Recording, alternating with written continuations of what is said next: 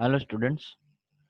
Next આપણે unit 6 એમએનડાઈ ની અંદર યુનિટ 6 માં લિમિટ ગેજીસ માં uses of various gauges and also basic size and nominal size and deviation અને એ બધા બીજા ટોપિક્સ વિશે ડિસ્કશન કરવાનું છે.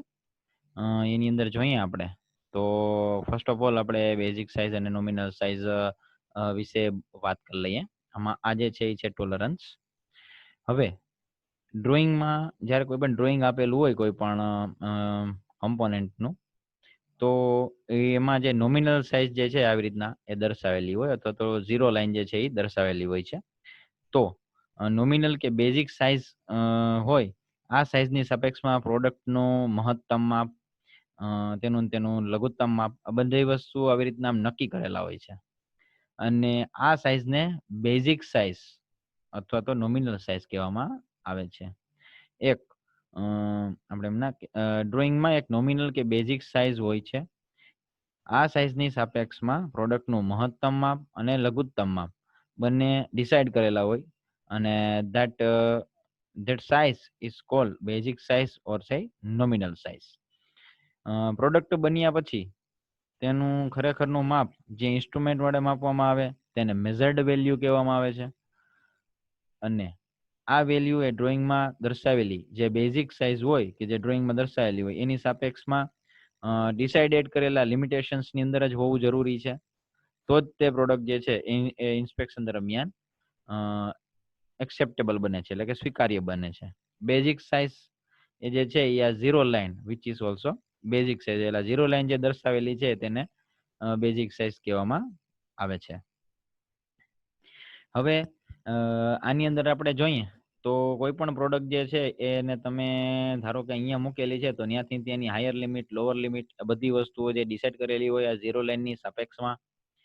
હવે એની અંદર 3 પ્રકારના ડેવિએશન જનરેટ થાય, એટલે કે જે એની વચ્ચે જે વેરિએશન આવે છે અહીંયા જે વચમાં થોડો ઘણો ગેપ રહે છે તો એ બધા ડેવિએશન કહેવામાં આવે.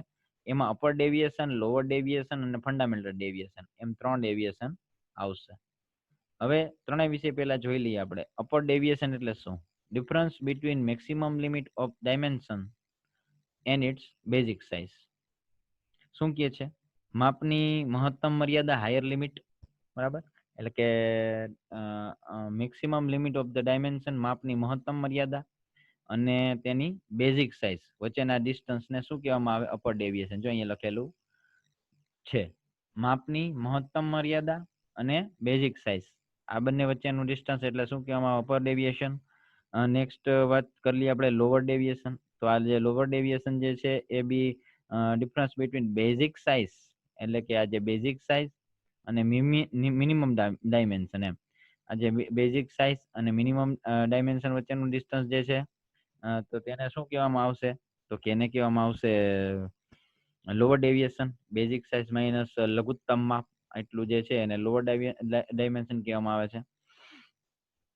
અને જો એમાં basic size minus minimum dimension અને આમાં maximum dimension minus basic size છે, જેથી કરીને બંને વસ્તુ પોઝિટિવ રહે. હવે ફંડામેન્ટલ ડેવિએશન છે. It is the deviation upper or lower selected to define tolerance zone with reference to zero line. શું કહે છે?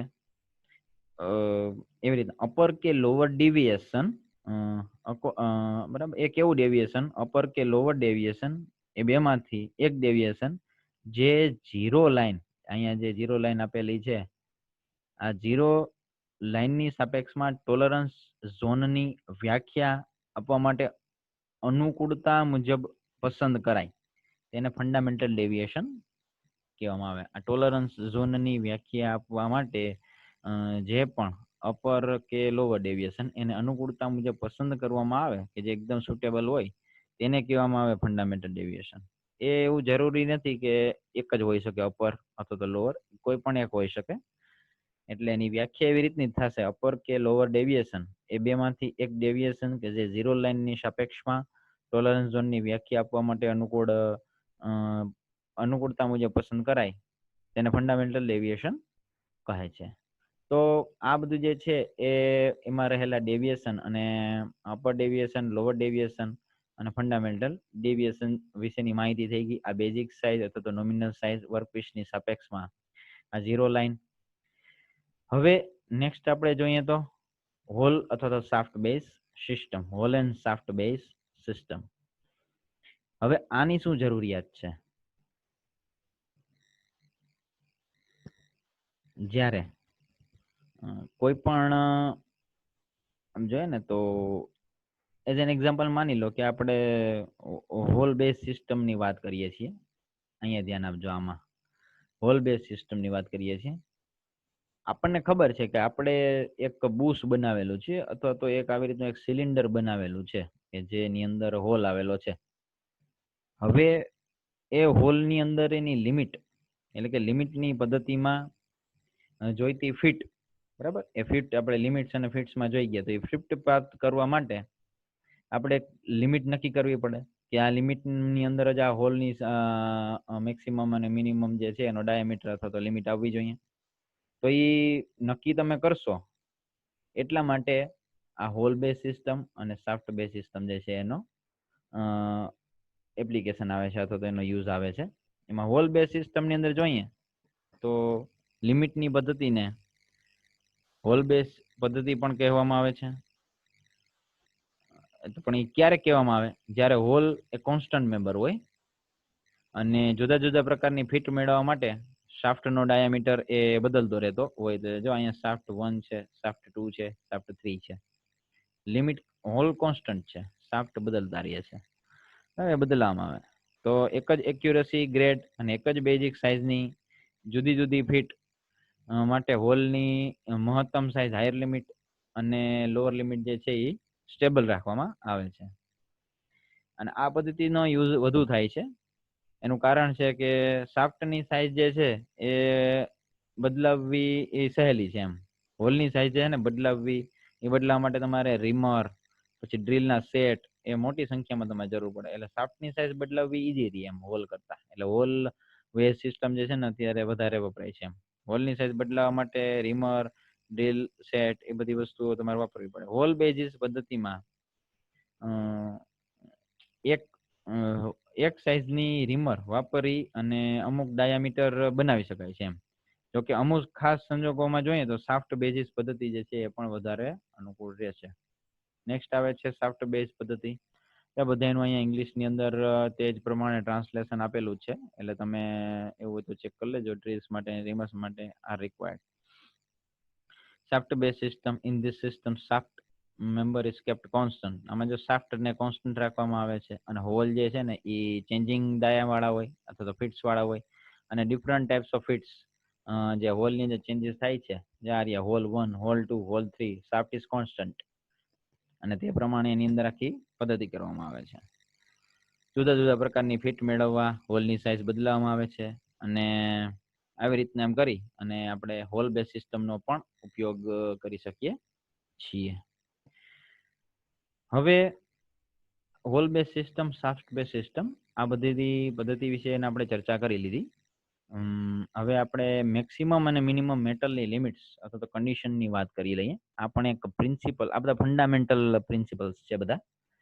તો મેક્સિમમ અને મિનિમમ મેટલ લિમિટ્સની અંદર maximum acceptable size of shaft and minimum size of the shaft are maximum metal condition for shaft and hole respectively.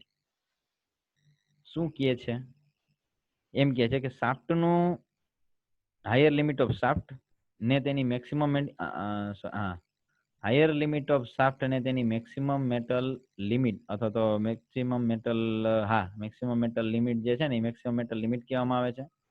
અને hole માટે lower limit of hole ને maximum lower limit of hole ને maximum metal limit કહેવામાં આવે છે.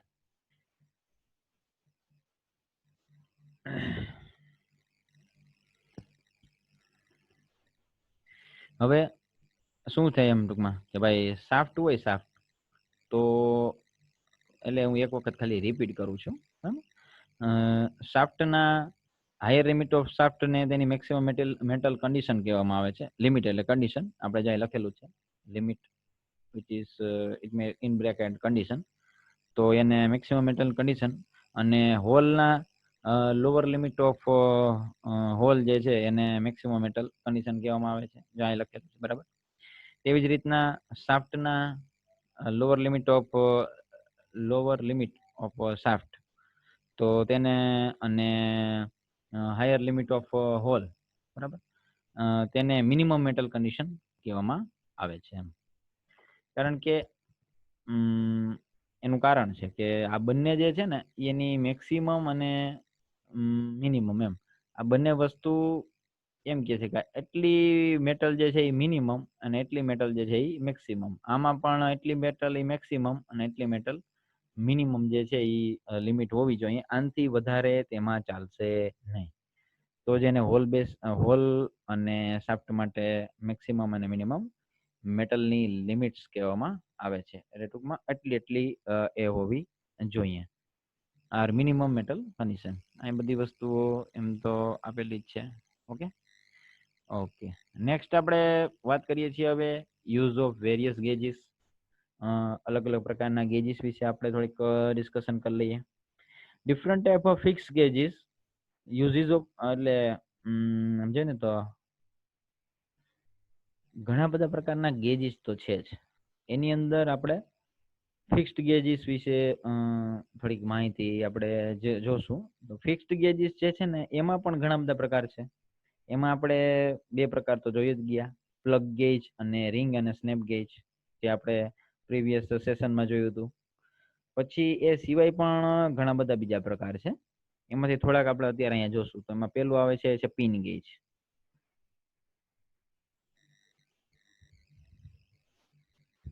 Here is the pin gauge. તો pin gauge જે છે એમાં કઈ રીતનું હોય, એમાં જો નો ગો એન્ડ છે આવી રીતના, અને એક આ ગો એન્ડ છે આવી રીતના એમ. તો આ જે હોલ છે એટલે કે કમ્પોનેન્ટ છે એની વચ્ચે આ પિન જે છે એ એન્ટર કરવામાં આવે છે. મોટી સાઇઝના બોર હોલ એ ચેક કરવા માટે પિન ગેજ નો ઉપયોગ થાય છે, બરાબર. અને આ નો ગો એન્ડ છે, તો આ પિન ટાઈપના હોય ટૂંકમાં આવી રીતના. લિમિટ ગેજ તો આમ સિલિન્ડ્રિકલ ટાઈપના હોય આવી રીતના. આ જે છે એ આવી રીતના લાંબા હોય આવી રીતના, બરાબર. બે સાઈડ એચ સેક્શન ટાઈપ કંઈક હોય, આઈ સેક્શન ટાઈપ હોય, બરાબર. તો આ ગો એન્ડ છે અને આ નો ગો એન્ડ છે. તો this is called pin gauge.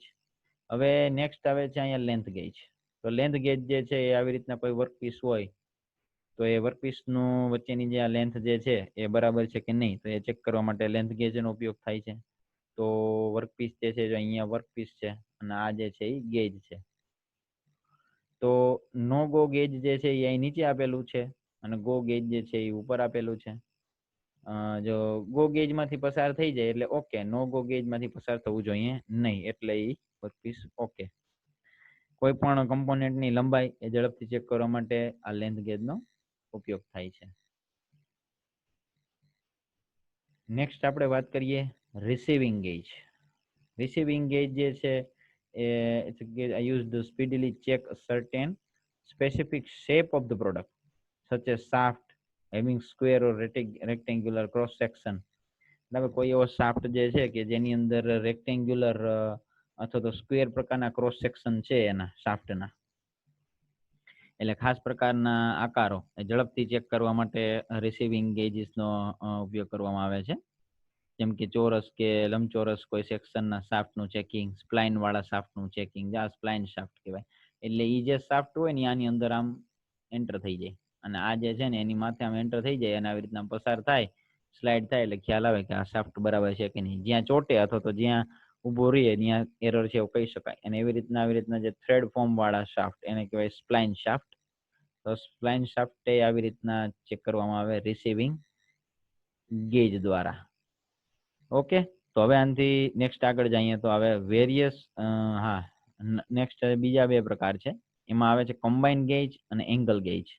હવે કમ્બાઇન ગેજની અંદર આપણે જોઈએ તો આપણે થોડુંક ઇન્ટરેસ્ટિંગ છે કે મોટી સાઇઝના હોલ ચેક કરવા માટે ખાસ આનો ઉપયોગ થાય છે. અને આમાં એક જ ગેજમાં અને એક જ સાઈડમાં એક આ હેમર ટાઈપનું એક ફોર્મેશન હોય, અને અહીંયા ઉપરની સાઈડમાં નો ગો ડાયમેન્શન એ હોય ને પ્લસ ગો ડાયમેન્શન એ હોય છે. બોડી ઉપર બંને હોય છે. હવે ગેજને પ્રોડક્ટમાં દાખલ કરી અને ગો ડાયમેન્શન વડે ટૂંકમાં સીધું આમને રાખે એટલે એ ગો ડાયમેન્શન વડે ચેક થઈ જાય કે ઓકે છે, બરાબર. અને પછી ગેજને પ્રોડક્ટની અંદર જેમને હોય ને ત્યાં ત્રાસો કરવામાં આવે. આમ ત્રાસો કરે એંગલ ઉપર, બરાબર. જો એ નો ગો ડાયમેન્શન હોય એટલે જો એ આખા પૂરેપૂરો ત્રાસો થઈ જાય તો સમજી લેવાનું નો ગો ડાયમેન્શન ની કન્ડિશન ફોલો નથી કરતી એટલે એ પ્રોડક્ટ રોંગ છે, નોન એક્સેપ્ટેબલ છે, ડિફેક્ટિવ છે. અને જો એ ત્રાસો ન થઈ શકે અને ટૂંકમાં ત્યાં અટકી જાય ત્રાસો થતા તો સમજી લેવાનું કે નો ગો ડાયમેન્શન ની કન્ડિશન ફોલો કરે છે અને આ પ્રોડક્ટ આગળ એક્સેપ્ટેબલ છે. તો ધીસ ઇઝ કમ્બાઇન્ડ ગેજ. પછી આવે છે એંગલ ગેજ. તો એંગલ ગેજ ની અંદર પણ કંઈક એવી રીતનું જ છે. એંગલ ને મેઝર કરવા માટે એંગલ ગેજ નો ઉપયોગ કરવામાં આવે છે. અલગ અલગ એંગલ ચેક કરવા માટે ખાસ પ્રકારના એંગલ ગેજીસ એ પણ બનાવવામાં આવે છે અને જેનાથી માસ પ્રોડક્શનમાં એક સાથે એંગલ માપવા જે છે એકદમ ઈઝી રહે છે. નેક્સ્ટ આવે છે પોઝિશન ગેજ. તો પોઝિશન ગેજમાં પણ એવી રીતનું છે કે જો location of recess to be checked, આ એરિયા તમારે પોર્શન જે છે એ તમારે એક મિનિટ, હા, તમારે આ તમારું વર્કપીસ નો આવી રીતનો આ સ્ક્વેર સેક્શન છે આખો અને તમારે આ એરિયા ચેક કરવાનો છે અહીં કે આ સ્ટ્રેટ છે કે નહીં. તો તમે શું કરશો, તો તમે કંઈક એવી રીતનો ગેજ તમારે બનાવવો પડે કે જે આને અહીંયા સપોર્ટ લઈ અને અહીંયા એકદમ આમ આની રેક્ટેન્ગ્યુલરિટીના હિસાબે અહીંયા પણ એ સ્ટ્રેટ રહે, અહીંયા સ્ટ્રેટ હોય અને અહીંયા પણ સ્ટ્રેટ રહે. તો આ જો રેફરન્સ સરફેસ છે, આ પોઝિશન ગેજ મૂકેલો છે અને આ ગો અને નો ગો મેમ્બર છે. ગો મેમ્બર એટલે એ અપ અથવા તો ડાઉન હોય, નો ગો મેમ્બર એટલે કે જ્યાં એન્ટર થઈ શકતું હોય એ. તો આ એરિયાની અંદર આવી રીતના ગો મેમ્બર એન્ટર થાય અને એક્ઝેક્ટ કમ્પ્લીટલી આમ સેટઅપ ચોટી જાય અને ક્યાંય જગ્યા ન રહે તો સમજી લેવાનું કે આપણે સરફેસ જે છે એક્ઝેક્ટ સ્ટ્રેટ સરફેસ છે, પેરેલલ સરફેસ છે આ નીચેની રેફરન્સ સરફેસીસ ને, અને તેના દ્વારા તમે ચેક કરી શકો. તેવી જ રીતના અહીંયા પણ આ રેફરન્સ સરફેસ છે આવી રીતના સીધી અને આ લોકેશન સરફેસ છે આવડી આ, તો એ પણ ચેક કરવા માટે આવી રીતના ગો મેમ્બર અને નો ગો મેમ્બર જે છે એને ઉપયોગ કરવામાં આવે છે અને these are the position gauges. આમ ડિફરન્ટ એરિયા અથવા તો સાઇઝ એન્ડ શેપ માટે ડિફરન્ટ પ્રકારના ગેજીસ જે છે એ ઉપયોગમાં લેવામાં આવે છે. તો આઈ હોપ કે તમને બધાને સમજાઈ ગયું હશે. નેક્સ્ટ આપણે વાત કરીએ છીએ ગેજ ટોલરન્સ. હવે ગેજ ટોલરન્સ અને ગેજ વિયર અલાઉન્સ. તો ગેજ ટોલરન્સ જે છે ને એટલે કે હા, ટોલરન્સ જે છે એ વર્કપીસ ની અંદર આપણે ખબર છે કે છૂટછાટ જે છે એ વર્કપીસ ની અંદર જનરેટ થાય છે. allow certain variation in the same, બરાબર, એની અંદર જનરેટ થાય છે અને we can not produce two products 100% similar. આપણે બે અથવા બે થી વધુ પ્રોડક્ટ જે છે એ એક સરખી ન બનાવી શકીએ 100% એક સમાન, બરાબર ને, એમાં થોડી ઘણી કંઈક ને કંઈક ડિફેક્ટ્સ તો રહી જ જતી હોય. In same manner tolerance are also provided while manufacturing gauges. એવા સમય દરમિયાન ટોલરન્સ જે છે એમાં પ્રોવાઈડ કરવામાં આવે જેથી કરીને થોડી ઘણી માપમાં ફેરફાર હોય છતાં પણ એ પ્રોડક્ટ જે છે એ બહાર અથવા તો બીજી જગ્યાએ એને ઉપયોગમાં લઈ શકાય અથવા તો એનું પ્રોડક્શન કરી શકાય. તો આ ગેજ ટોલરન્સ કહેવામાં આવે અને આ ગેજ ટોલરન્સ જે છે ને એ વર્કપીસ ની અંદર 10% રાખવામાં આવે છે. 10% of work tolerance. Workpiece tolerance ના 10% જે છે એ ગેજ ટોલરન્સ રાખવામાં આવે છે. તો આ ગેજ ટોલરન્સ જે છે એ 10% ઇન્ટુ વર્ક ટોલરન્સ આવી રીતનું એનું આખું ઇક્વેશન થશે. એક્ઝામ્પલ તરીકે જોઈએ, એક હોલ છે કે જેની અંદર એનો ડાયામીટર જે છે એ છે 25, પ્લસમાં 0.01 minus 0.02 mm, will have work tolerance 0.03 mm. તો જે વર્ક ટોલરન્સ જે થશે એની સાથે આપણે એડ કરીએ તો આની અંદર જે એના ડાયમેન્શન થશે તો 25.01 અને -25.98, હા માઇનસ, હા એટલે અહીંયા 24 આવશે, અહીંયા 24 આવશે, 24.98, બરાબર, એટલે 25.01 અને -24.98. તો પ્લગ ગેજ જે છે ને એ હોલ ચેક કરવા માટે પ્લગ ગેજ નો ઉપયોગ થાય. આપણે આ વસ્તુ પહેલા સમજી લીધેલી છે. તો હોલ હેવિંગ ડાયામીટર 25 પ્લસ 0.01 અને -0.02 mm, તો એના માટે આપણે પ્લગ ગેજ નો ઉપયોગ કરશું અને ટોલરન્સ એના માટે કેલ્ક્યુલેટ કરવું પડે. તો એ ગેજ ટોલરન્સ કયું થાય તો કે 10/100 કારણ કે 10 ના છેદમાં 100 10% માટે 10/100 into 0.03 which is his tolerance, work tolerance. તો તમારું ગેજ ટોલરન્સ જે થશે એ થશે 0.003 mm. સિમ્પલ ઇક્વેશન છે. Gauge tolerance is equal to 10% into work tolerance having diameter 25 arm અને વર્ક ટોલરન્સ તમને આપેલું હોય 0.03 mm. અને તો આ પ્લગ ગેજ જે છે એ આના ચેકિંગ માટે ઉપયોગ કરવામાં આવે, હોલ માટે અને શાફ્ટ માટે રિંગ ગેજ. તો ગેજ ટોલરન્સ જે છે 10/100 into 10/100 એટલે કે ટકાવારી 10% હોય તો એને વેલ્યુમાં કન્વર્ટ કરવા હોય તો 10/100 કરવા પડે ઇન્ટુ 0.03 એટલે કે 0.003 mm થશે. હવે એવી રીતના આવે ગેજ વિયર અલાઉન્સ.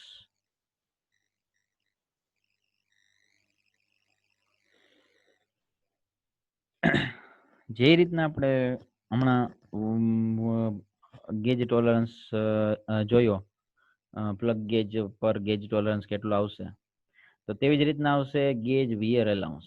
કારણ કે વર્કપીસ જે છે જ્યારે માર્ક્સ પ્રોડક્શન થાય છે તો તેમની અંદર થોડો ઘણો એક્સેસિવ વિયર એટલે કે ઘસારો પણ આવતો હોય અને થોડાક અલાઉન્સીસ એ પ્રોવાઈડ કરેલા હોય ગેજની ઉપર, જેથી કરીને એ જે છે વર્કપીસ જે છે એ સ્પેસિફાઈડ અમાઉન્ટ સાથે સેટિસ્ફેક્ટરી રીતે બહાર નીકળી શકે એટલે એલાઉન્સ રાખવામાં આવેલા હોય અને ટોલરન્સ પણ રાખવામાં આવેલા હોય. હવે પ્લગ ગેજ જે છે એની અંદર વિયર એલાઉન્સ હોય છે, તો ઈ એડ કરવામાં આવે છે on the basic size on go member and in a ring gauge wear allowance is deducted from the basic dimension of the go member. જો પ્લગ ગેજ હોય ને તો એની અંદર વેર એલાઉન્સ એડ કરવામાં આવે બેઝિક સાઇઝમાં ગો મેમ્બરમાં. રિંગ ગેજ હોય તો એની અંદરથી બાદ કરવામાં આવે બેઝિક ડાયમેન્શનમાંથી ને ગો મેમ્બરમાંથી. આ બંને કન્ડિશન છે, ખાસ આપણે યાદ રાખીએ. અને amount of wear allowance is kept 10% of gauge tolerance. હવે આજે આપણે આની પહેલા પ્રીવિયસ પીપીટીમાં આપણે જોયું સ્લાઇડમાં ગેજ ટોલરન્સ, તો gauge tolerance is equal to 10% into work tolerance અને gauge wear allowance is equal to 10% into gauge tolerance થશે. એટલે એકબીજા સાથે જોઈન્ટ આખી કડી છે. તો for hole having diameter 40 raised to plus 0.015 minus 0.015 mm, તો આનું વર્ક ટોલરન્સ શું થાય 40 અને 39.985, 40.015 minus 39.985, તો એનું પણ વર્ક ટોલરન્સ થાય 0.03 mm. આ આપણને વર્ક ટોલરન્સ આ બંનેના ડિફરન્સ ઉપરથી મળી ગયું, બરાબર છે. હવે તો gauge tolerance equal to 10% into work tolerance તો 0.003 mm અને gauge wear allowance for this plug gauge તો 10% ઇન્ટુ 0.003 mm એટલે કે 0.003 mm થશે. This wear allowance will be added to the basic size of go member. હવે આ જે wear allowance જે છે એ જે ગો મેમ્બરની બેઝિક સાઇઝ હોય એની અંદર આપણે એડ કરવાનું રહેશે, જેથી કરીને આપણું એલાઉન્સ જે છે એ પણ વર્કપીસની અંદર એમાં એડ થઈ જાય અને વર્કપીસ એવી રીતના પ્રોડ્યુસ થાય કે જેના હિસાબે એ બાર યુઝમાં લઈ શકાય. ઓકે ગાઈસ, તો આપણે અહીંયા સુધી રાખીએ. Thank you.